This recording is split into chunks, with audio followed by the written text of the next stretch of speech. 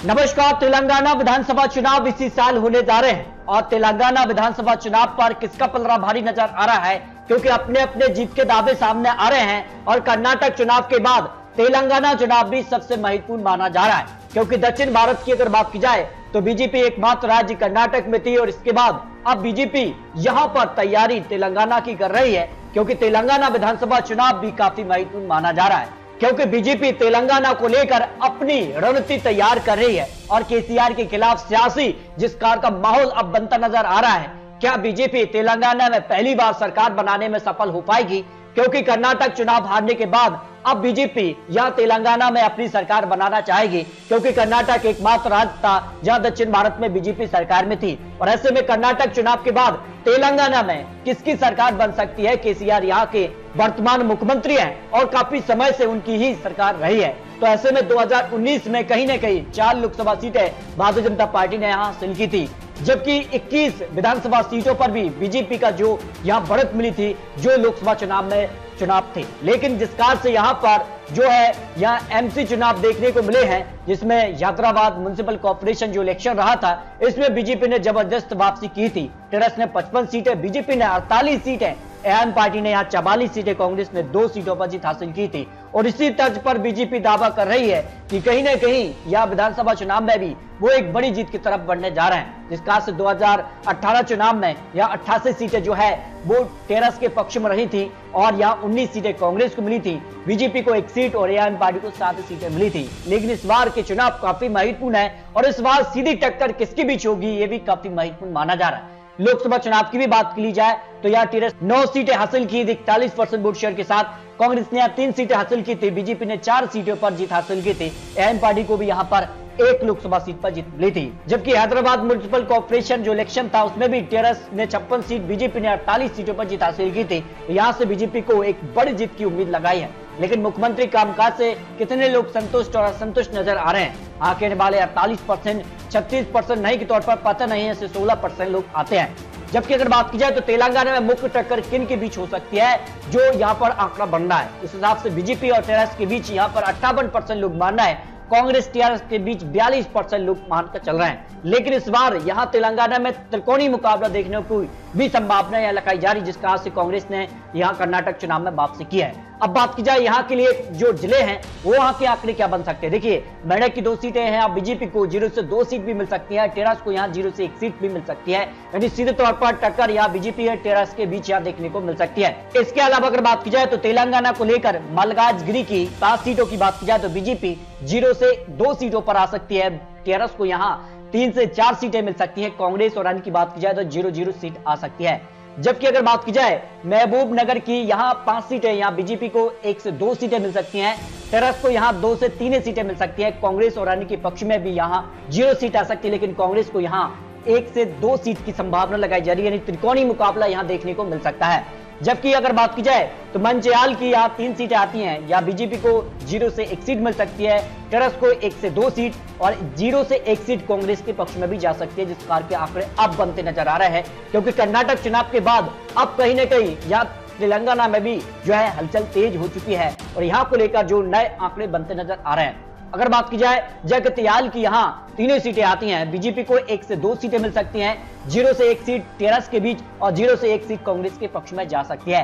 भाई अगर बात की जाए तो यहाँ निजामाबाद की 6 सीटें आती हैं, बीजेपी को 2 से 3 सीटें मिल सकती हैं, टीआरएस को यहाँ 1 से 2 सीट और कांग्रेस को 0 से 1 सीट मिल सकती है। यानी त्रिकोणीय मुकाबला यहाँ जो है बीजेपी, टीआरएस और कांग्रेस के बीच देखने को मिल सकता है। यहाँ सबसे बड़ी पार्टी बनने की संभावना टीआरएस लगाई जा रही है, लेकिन बीजेपी यहाँ कड़ी टक्कर देती नजर आ रही है। भाई बात की जाए महबूबाबाद की 2 सीटों में बीजेपी 1 से 2 सीटें मिल सकती हैं, टीआरएस को भी यहां पर 0 से 1 सीट मिल सकती है, जिस कार के आंकड़े बनते नजर आ रहे हैं। सीधे मुकाबला बीजेपी और टीआरएस में ही देखने को मिल सकता है।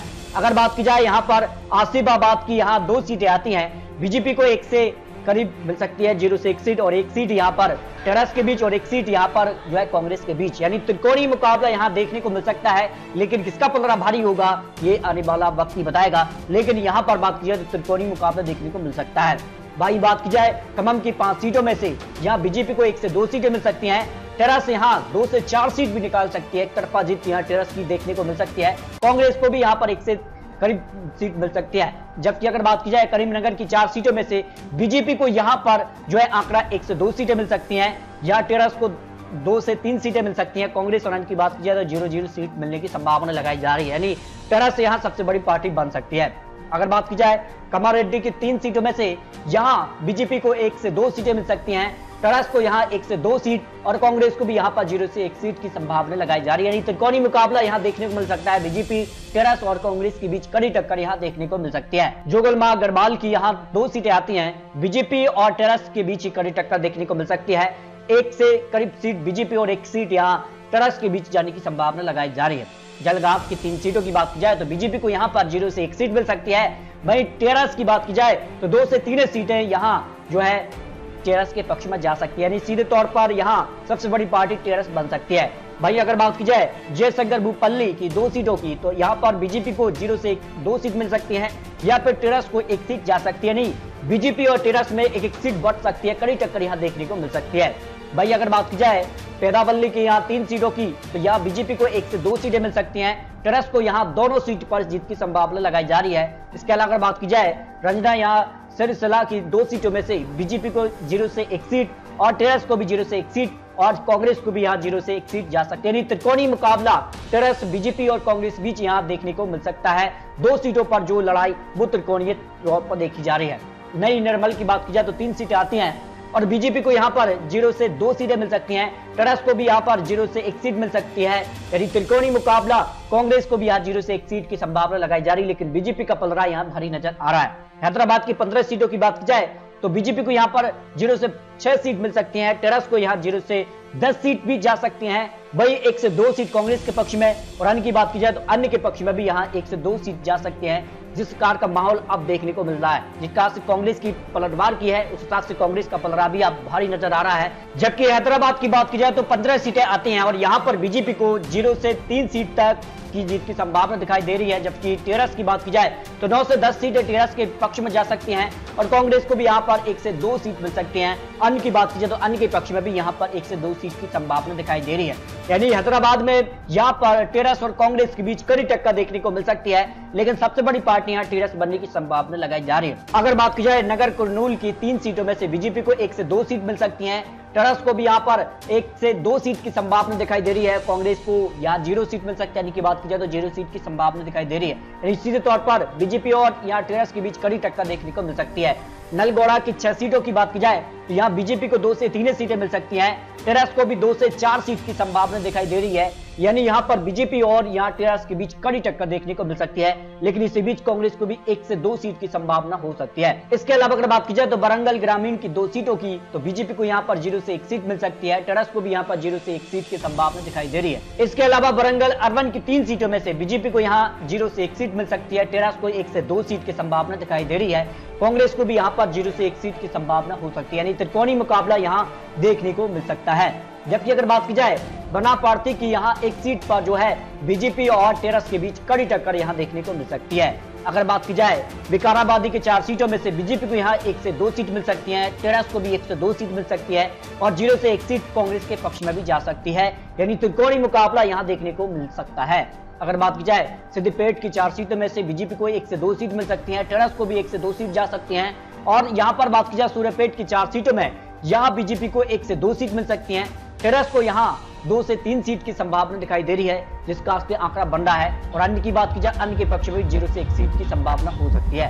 रंगारेड्डी की 8 सीटों की बात की जाए तो बीजेपी को 2 से 4 सीट मिल सकती है, बीआरएस को यहां 4 से 5 सीट की संभावना दिखाई दे रही है और रंगारेड्डी की 5 सीटों में से बीजेपी को यहां 1 से 2 सीट मिल सकती हैं, टेरस को यहां 2 से 3 सीट की संभावना दिखाई दे रही है, कांग्रेस को भी 1 से 2 सीट की संभावना दिखाई दे रही है। इस तरह से अगर बात की जाए तो तेलंगाना को लेकर 119 सीटों का जो ओपिनियन पोल सामने आ रहा है उसमें बीजेपी को 30 से 45 सीटें मिलने की संभावना दिखाई दे रही है।